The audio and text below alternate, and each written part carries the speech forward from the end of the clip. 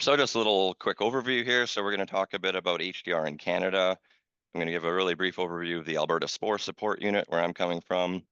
Then we'll look at the Data Access Support Hub, or DASH, and the service and processes there. Then I'll pass it over to Dr. Scott Garrison, who will talk about the BedMed study and in particular his experience working on a multi-provincial study. And then we'll finish off with a few tips for a successful DASH application and leave some time for questions and answers. Next slide. So going into the overview of HDR in Canada, if you want to go to the next slide, please. So the mission of HDR in Canada is to bring together people and organizations across Canada for transformative and world-leading health data use. It was established recognizing both the strengths of our individual organizations, but at the same time, the barriers facing researchers who are trying to conduct multi-regional research. Next slide, please. So here's a visual of the goals of HDR in Canada and the strategic framework, just to kind of highlight briefly some of the key goals. So ensuring purposeful public and community involvement, supporting equity and supporting Indigenous-led data sovereignty, establishing and strengthening partnerships, supporting privacy-sensitive data use, and developing and improving service and supports for data success. And this last one is the biggest area where the DASH group really comes into play. Next slide, please. So here's just a slide showing all the HDRN Canada member organizations. So you can see there's quite a few. Just to highlight, so every province and 2 territories are covered with as being member organizations. And there's also some pan-Canadian organizations such as CIHI and Statistics Canada on DASH as well, as part of HDR in Canada. Next slide. Next slide. So now we're going to talk about an overview of the Alberta Spore Support Unit. So this is where I'm coming from. So Alberta Spore Support Unit, or ABSPORU, it's a federal provincial partnership between CIHR and Alberta Innovates, but with also a lot of support from other organizations within Alberta, including the main universities here and a bunch of other organizations who are providing either monetary or in-kind support in various capacities. So ABSPORU was established in 2015. And we're currently in phase 2 of our funding cycle, and over the next few years there'll be hopefully a phase 3 that will help us exist even longer. Next slide. So just a really quick overview of our team. So we're operationally we exist within Alberta Health Services. So our team, we're employees of Alberta Health Services, and we have access therefore to the Alberta Health Services data warehouse and data assets. So we have a team of about 35 analysts. We complete well over 200 projects each year. In the last year, we had 64 publications where our team members were co-authors, and these are just the ones where our immediate team members are co-authors. A lot more downstream publications that we support, but not necessarily in a co-authorship role. Median time of 38 days to kind of first deliver data or a data product for a request.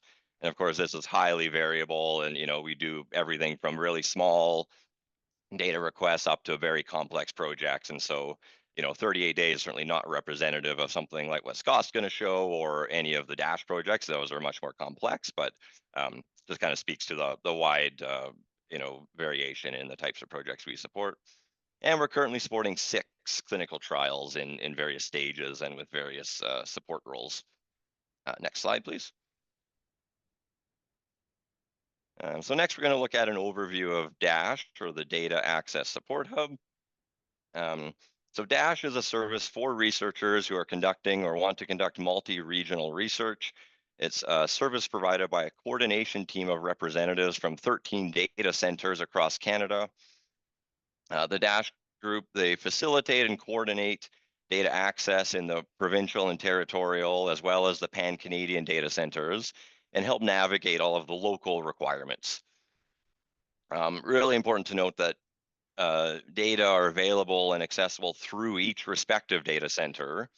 And so Dash or HDRN Canada, they don't directly hold any data, but they help navigate that process, facilitate and provide a lot of expertise to make that a lot easier than it would be trying to figure out each region or jurisdiction completely separately. Next slide. So as kind of mentioned, so Dash really they help simplify the data access process by providing a few key services. So since the launch of Dash in 2020, we've developed and streamlined processes to provide support and coordination for researchers accessing multi-regional data. And we've also developed resources and tools to support researchers on their journey, and we'll touch on this in a little while as well. So just to kind of summarize, Dash simplifies the data access process by providing navigational support and coordination throughout the data access request process. They offer centralized resources and tools to researchers.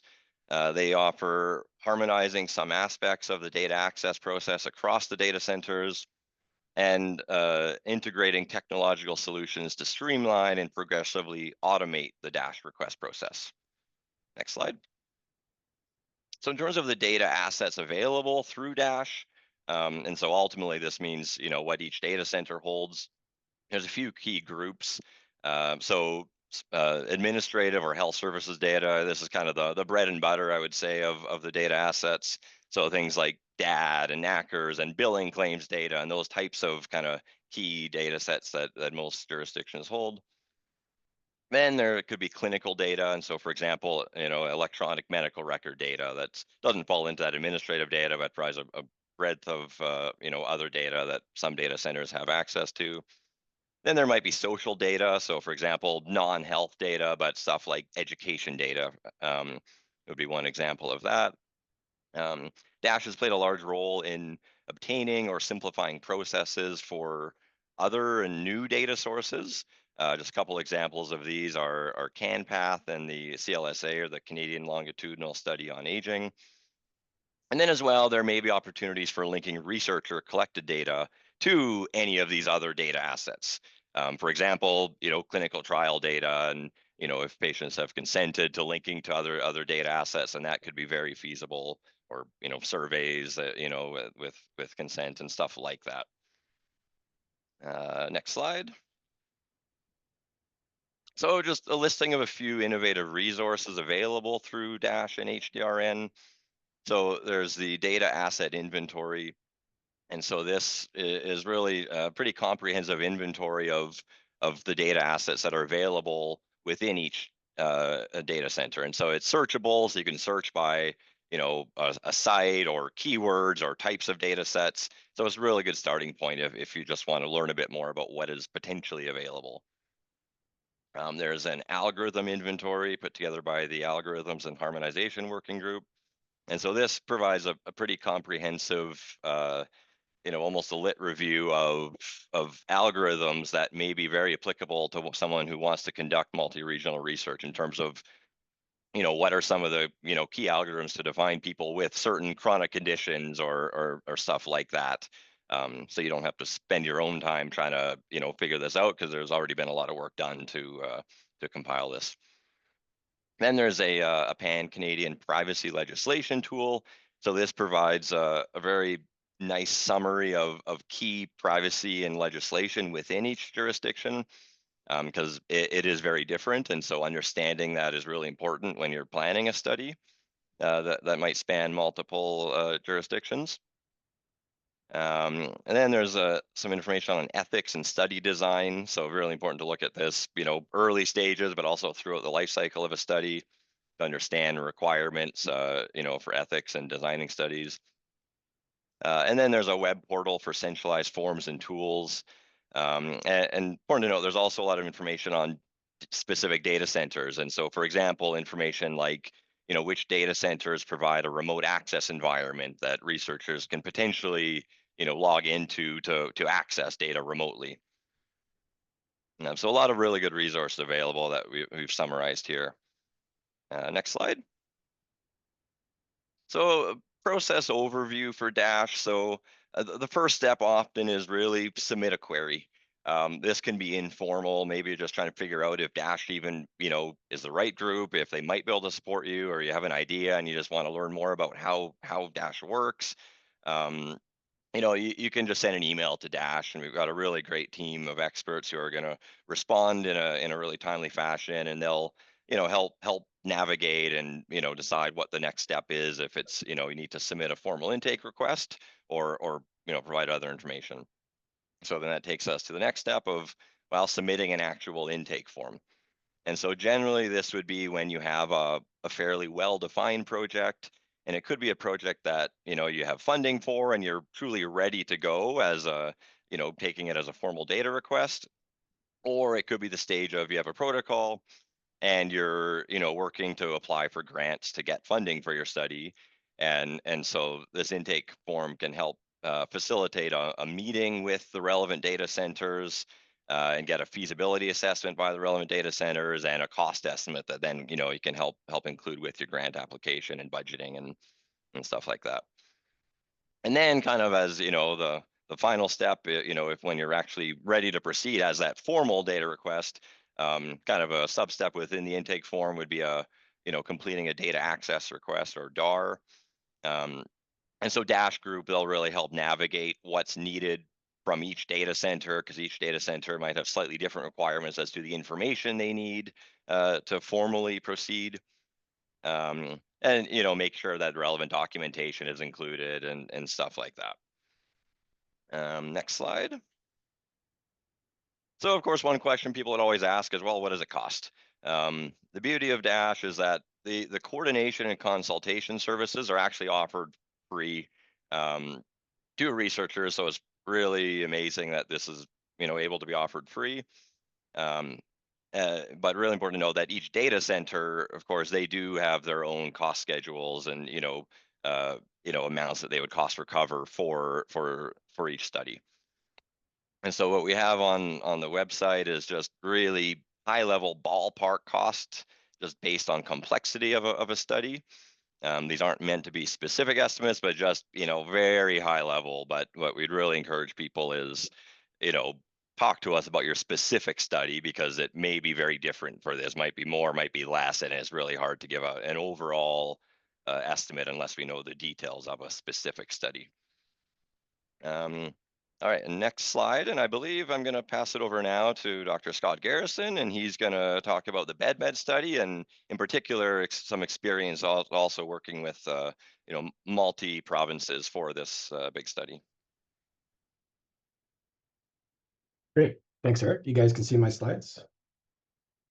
So our project involved two related but separate randomized trials, BedMed and BedMed Frail, funded by Alberta Innovates and CIHR, that were looking at the effect of antihypertensive medication timing on mortality and morbidity.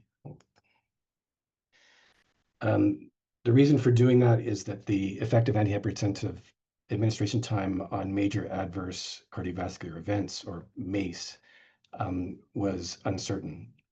There was good reason to have looked at this question to begin with. The blood pressure has a circadian rhythm. It's higher during the day than it is overnight. And those lower overnight pressures are actually more predictive of cardiovascular risk, more predictive of heart attacks and strokes. If you take your blood pressure medication at bedtime instead of what is conventionally in the morning, you hypothetically could be preferentially lowering those overnight pressures and maybe getting more benefit out of the antihypertensives. So that was the rationale for the first group to have looked at it, which was the MAPEC trial, a Spanish trial. It was published in 2010, and it suggested a remarkable 61% reduction in MACE favoring bedtime use. There was a lot of question around that. It seemed too good to be true. It sparked two groups looking to independently reproduce the MAPEC study, the time trial group in the UK, and then our group here in Canada. And while those trials were percolating, the same Spanish investigators did another trial of the same intervention in a primary care population called HYGEA, and that was published in 2019, and it also suggested a 45% reduction in MACE. But in 2022, the TIME trial published, TIME was an enormous study. There was about 21,000 patients in it compared to MAPEC, which was a little over 2,000 patients. And TIME said that there was no benefit, neither risk nor benefit to taking blood pressure meds at bedtime. So our group was pursuing two trials. So BedMed was looking at antihypertensive timing in a hypertensive primary care population. BedMed Frail was looking at the same question in a hypertensive continuing care population, so nursing home population. The reason for doing BedMed Frail is that frail older adults are typically underrepresented in randomized trials, and yet the risks and benefits could be very different for that group. In particular, if you're going to be lowering what's already the lowest blood pressure of the day, you could be potentially worsening hypotensive or ischemic side effects in people who might be prone to those adverse events.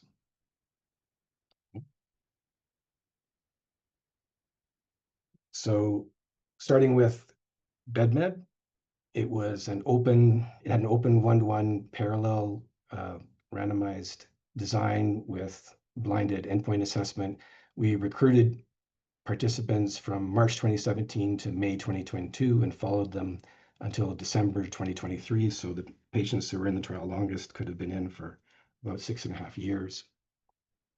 We recruited in the 5 westernmost Canadian provinces out of the offices of 436 primary care providers who were mailing recruitment packages to all of their patients with hypertension. We also had a social media campaign, which was essentially Google and Facebook ads running in the same provinces. Just one little point in the intro, you kindly elevated us to being the largest RCT in Canada. As far as provider engagement, we're the largest primary care study ever done in Canada. I'm sure there are lots of very large trials that have been done. We had administrative health data linkages for 92.6% of participants.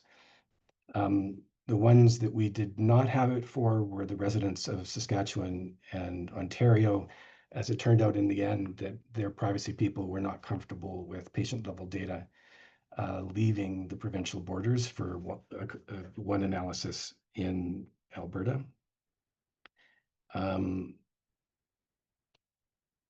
In order to get into the trial, you had to have a diagnosis of hypertension and be using at least one once daily blood pressure medication and to be an adult. And you needed to not have glaucoma. The reason for that is that there's an association between lower overnight pressures and more rapid deterioration of vision in patients who have glaucoma. So we didn't feel it was safe. There are some ophthalmologists discourage bedtime blood pressure meds or had been discouraging it in patients with glaucoma. And we also excluded you if you had sleep disrupting shift work. The patients that were included, on average, they were 67 years of age, 56% were female, the vast majority were white. Roughly half of them were on monotherapy, and that varied, spread out quite a bit amongst the major classes of ACEs, ARBs, calcium channel blockers, and diuretics.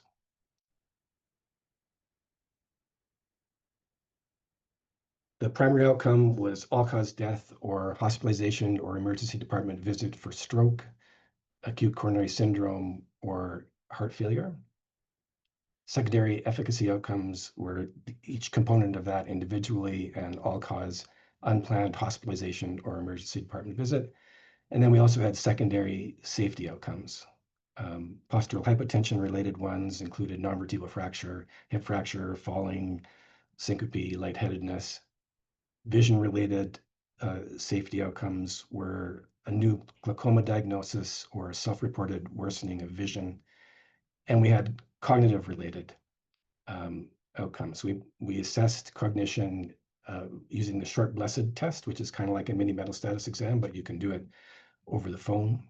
So we assessed that in everybody at 18 months. We also looked at new impairment consistent with dementia, which meant a sufficiently bad short blessed test or a physician giving you a new diagnosis of dementia in the electronic data, or nursing home admission, which is Canada typically driven by dementia for most people.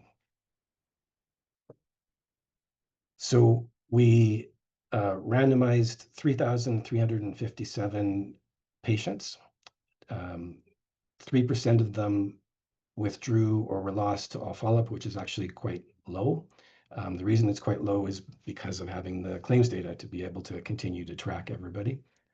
An additional 16% of people were lost to active follow-up, to participating on the telephone with our research assistants or by email survey, largely because the trial had gone on so long. The median person in the trial was in it for 4.6 years. It was an intention to treat analysis.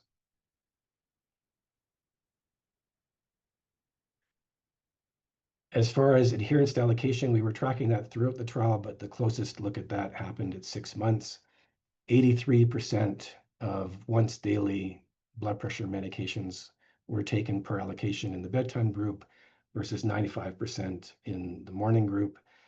If you look at what you see here, the blue portions of the bars are people who were taking the medication as allocated. And you can see that it was actually really good for ACEs, for ARBs, for calcium channel blockers. Where it fell off was for beta blockers.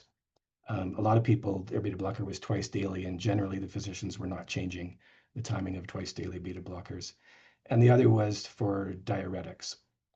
Although we did do a sub-study we published earlier where most people can actually tolerate a diuretic at bedtime. Only 15% newly felt nocturia was a problem for them if they switched a diuretic to bedtime. But there was the preconception that it would be a problem. So a lot of people didn't want to switch, both physicians and patients feeling that way. So that's why diuretics were not quite as good. So did it make a difference? No, it did not make any difference to major adverse cardiovascular events. Our adjusted hazard ratio was 0.96 with a p-value of 0.7. If you look at the primary outcome as far as all the different subgroups, whether it's demographically or by comorbidities or by the meds that you're using, it really made no difference in any of those subgroups. And neither did it make any difference to any of the secondary outcomes, efficacy or safety. BedMed Frail. So BedMed Frail was just in Alberta.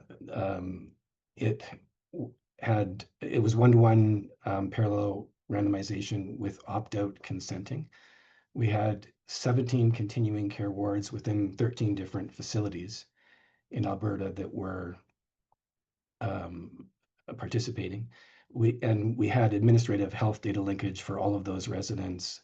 We also had the RIMDS data, which is clinical nursing data, which is collected on most people every 3 months, most residents. In order to get into the study, you needed to have at least 2 diagnoses for hypertension from 2002 onwards, and you needed to use at least 1 once daily blood pressure medication. Exclusions are similar. Glaucoma patients were excluded, and of course, anybody who opted out was excluded. The intervention was using all once daily blood pressure medications at bedtime. The control was no change. If you were already on bedtime blood pressure medications, we left it that way. But most of the facilities default to morning blood pressure use, regardless of what the patient was doing in the community before they were admitted to the facility. So control essentially was morning use. The randomization was simple, centrally done by the data steward, by Erik, provincial data analyst, who communicated that allocation directly to the facility pharmacist that would make the timing change.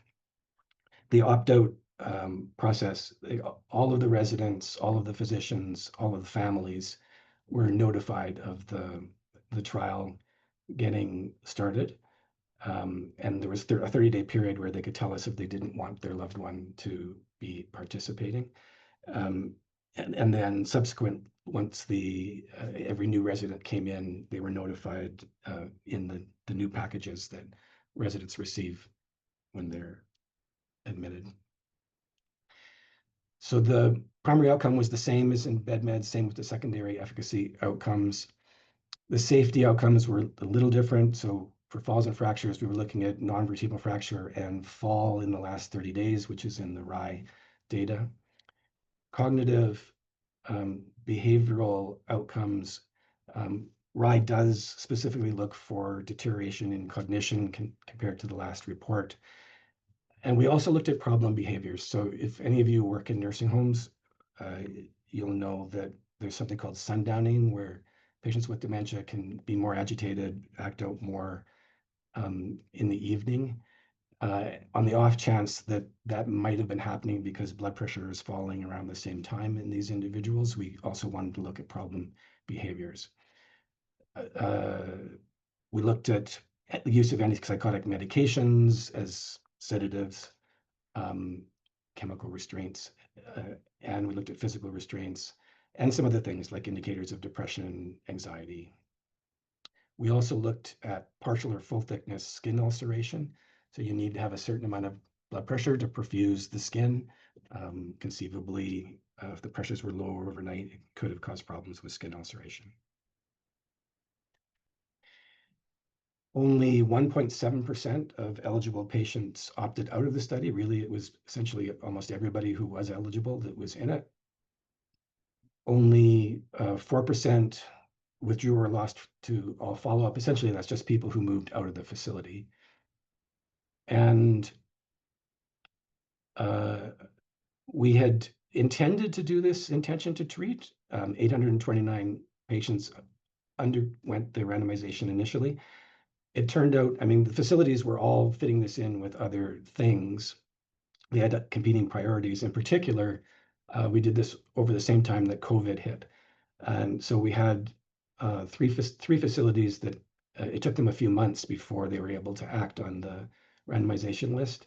So we excluded anybody who became ineligible while awaiting the randomization list to take place. So essentially, if you died, if you left the facility, or if you stopped using your blood pressure meds while awaiting the timing change, we excluded you, which ended up meaning 776 patients were analyzed in the modified intention to treat. The median time in the study looks short. It's only 1.1 years, despite the study having gone on for almost 40 years. That's largely because the death rate is so high. About a third of these people die every year, which also means that the primary outcome is death-driven. As far as adherence to the medication timing, we were able to look at this over a whole year, and it was quite stable once the timing was changed. In the main analysis, about 70% of patients in the bedtime group took their antihypertensives at bedtime, and about 15% of antihypertensive doses were taken at bedtime in the control group. Part of that is drugs that were twice daily. We considered a twice daily med as half a dose in the morning and half a dose in the evening. We also had a per protocol analysis, which we had predefined, where we worked only with institutions that managed at least 66% of medications being switched to bedtime in the bedtime group. The participants were 88 years of age on average. 73% of them were female. The vast majority, 85%, had some degree of dementia. Most were on monotherapy. They were a little more likely to be on calcium channel blockers and ACEs and ARBs, less so on beta blockers, and diuretics. And again, it did not make a difference. There were 160 events in each group. The hazard ratio adjusted was 0.88 with a p-value of 0.28. Neither was there a difference in secondary outcomes with the exception of all-cause unplanned hospitalization or ED visits, which favored the bedtime group with a hazard ratio of 0.74, a p of 0.02. We tried to look at that another way. That was a survival analysis just looking at time to first event. If we looked at all of the available events using a Poisson regression, the significance was lost. The adjusted relative risk for that was 0.87, p of 0.2. So we are continuing to look at this in the coming months. We've made the timing allocation has been maintained in the facilities, and we'll be looking at this again in the coming months to see if it's durable or not. We looked at so many different outcomes. There was bound to be something that is likely to be significant just by chance alone. And it may be that that's the case here. So the conclusions are that for hypertensive patients with no history of glaucoma, it's perfectly safe to take your antihypertensives at bedtime, but there does not appear to be any additional cardiovascular benefit conveyed from doing so. So blood pressure medication, in our view, should be taken whenever you're least likely to forget it.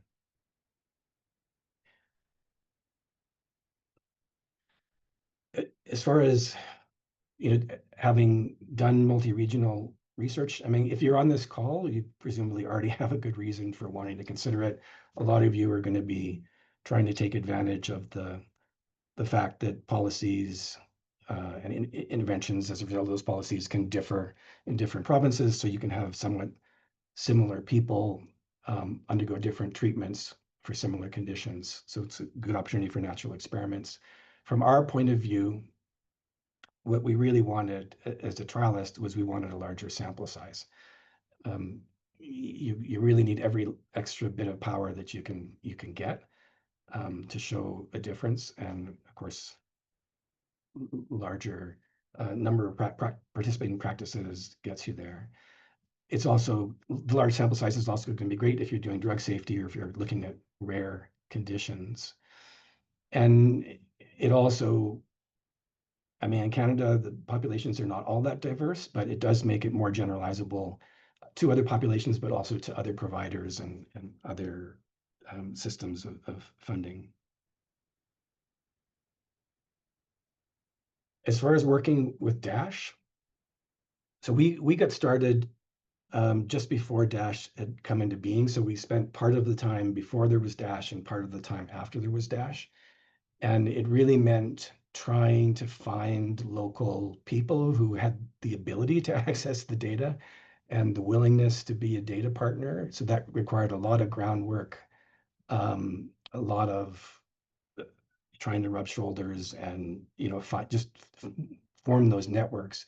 And now you just have a one-stop shop of people who are all willing to be doing this work and to partner with you. Very clear, rules for doing that. So that's a huge advantage. The people you're working with also understand the local conditions as far as the processes, agreements, and consent language that you're going to need. There is also a great opportunity in being able to coordinate across provinces to solve problems. So in our case, the problem didn't get solved, but Dash was awesome at helping us try to get it solved, which was trying to get data to come from individual patient level data to come here to Alberta for common analysis from all provinces. And that's a very difficult thing to ask traditionally of people. And so Dash convened meetings for us where the key people in each province were present for those meetings discussing what we were asking. Could it be supported? What would be needed for it to be supported? And so that I'm sure is available for other issues that might arise. They were there to support us throughout the duration of the project. As Erik had said, so we didn't need this, but getting free advice and cost estimates related to grants, I'm sure would be useful for you. And I put down here that centralized sort of common processes can be sort of agreed upon by data stewards because of the workings of Dash, but I put it with question marks because that's also part of the problem, is that it's extremely hard to do that, to build common centralized processes, and I'm sure Dash is working away hard at it, and I'm hopeful for their success in all the various ways they're trying to do that. Some of the problems that we had, I guess there's really three. Again, some provinces are unwilling to let patient level data cross provincial borders. That was despite the fact that we thought we had patient consent for this to occur. We had built it into the consent description of the trial that the data would come and be analyzed in Alberta. We had not included it as a discrete sort of radio button that people had to agree to. It's possible that at least one of the provinces wanted to see that radio button specific agreement. They may still have said no, but that comment did come up once. But it's a big problem for randomized controlled trials to not be able to do a single analysis. You want to be able to utilize meaningful covariates to get the best power that you can. In future, I would definitely be working with provinces where I knew I was going to be able to get this, where there was agreement. If you build your consent this way, that you're going to be able to have patient level data come to you. So it's quite important. Separate from that, we also wanted to be able to share a de-identified patient level data set at the end of the trial. That's increasingly important. The people participating with you have taken on risk and time and effort. You want to get the most out of the data that you've collected, and so you'd like others to be able to validate what you did and to answer questions of their own that you didn't think to ask for. So we, of the three provinces that we had data from, British Columbia was willing to think through this, but ultimately they said to us that we could create this data set so long as the outcomes that were patient volunteered, or we had from some other way, like the family doctor had provided us the outcome, that was fine. But if we only had it because of the electronic health data from BC, we were not allowed to include that in the data set that we would share. And the last issue would be that not all electronic health diagnoses are accurate. The two that really sort of stood out, one was for a diagnosis of acute coronary syndrome in the ER. About 30% of those were not actually acute coronary syndrome. And it happens for a very understandable reason. I mean, the physician there is working with the tests that they have available, but when the patient gets admitted, there's a lot more that's happening, and the final diagnosis, after they've gone to the cath lab, or it is different. So that was one. Stroke, about 14% of stroke diagnoses in the ED were eventually disallowed, felt not to be strokes. And then I guess the biggest one, or the biggest difference, was for diagnosis of glaucoma. The optometrists were usually diagnosing glaucoma in the claims data for elevated intraocular pressure before glaucoma was actually there. And that was about 60% of diagnoses were not actually glaucoma, if you mean that the patient was told they had glaucoma, or there's evidence of visual deterioration. And then this is my last slide. I just want to reiterate how incredible that it is to have this kind of relationship with the SPORE data unit. Like they are by far the most important research partner that we have. I say this having, before SPORE even existed, trying to do this work, trying to find people who could work with you. It was really hit and miss, and there was a lot of resistance, both in not so much in Alberta, but in BC where I started. But they're a reliable, responsive partner. They've been with us. The same individuals have been with us for 10 years now, doing this work. They're even willing to fund pilot work for until we can get grant funding. We've always managed to get that grant funding and eventually sort of compensate them for the time that they're putting. But just that willingness helps us to be a lot more productive. I hope that your SPORE unit does something similar.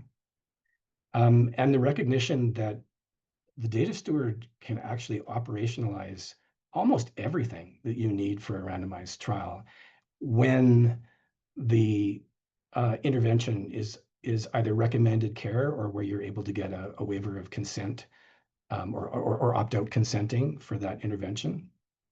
So they can identify eligible participants.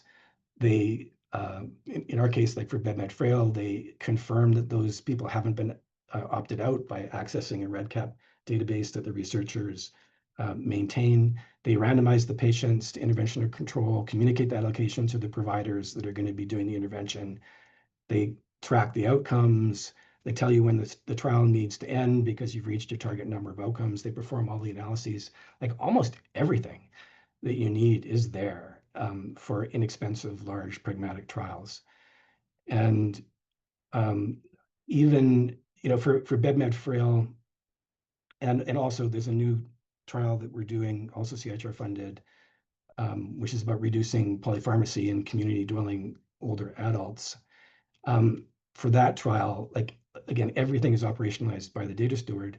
The researchers, they're facilitating things like giving the providers, the materials to mail out, but the research team doesn't even know who the participants are. The only people who know that are the clinicians and the data steward, which is really probably quite enabling for a lot of things maybe that might be sensitive. So just glowing. I can't say how fabulous it is to be working with this group. And that's my last slide. I'll stop sharing. Thanks, Scott, for that. That was really great.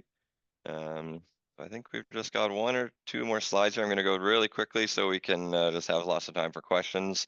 So really quickly, tips for a successful application working with Dash. We go to the next slide. So if you're interested in working with Dash, sign up for a Dash account, submit an intake form, review the resources. Dash team's going to help coordinate with the appropriate data centers. You can get a feasibility assessment, a cost estimate. And then I guess I'd add what's not here is, come to Dash early rather than late. Really encourage that. And then next and final slide for us here. So just finally, the tips for a successful application kind of sort of covered this already, but I just recommend review the resources that are available through Dash and HDRN online. It's really the best starting point to orient yourself a little bit. Think about your study, and if it's a consented study, well, make sure your consent is appropriate, and again, consult early to confirm that as much as possible. Obviously, the more well-defined your study is in terms of the objectives and the cohort and the outcomes, and if you have a sense of how that's going to be defined using the appropriate data, that will go a long way. But also in the same breath, like, wow, Dash has a team of experts, so you don't need to know absolutely everything right away. But the most you can, as much as you can think through early on, the better. And Dash, the Dash team and data centers will certainly help you along the way as well.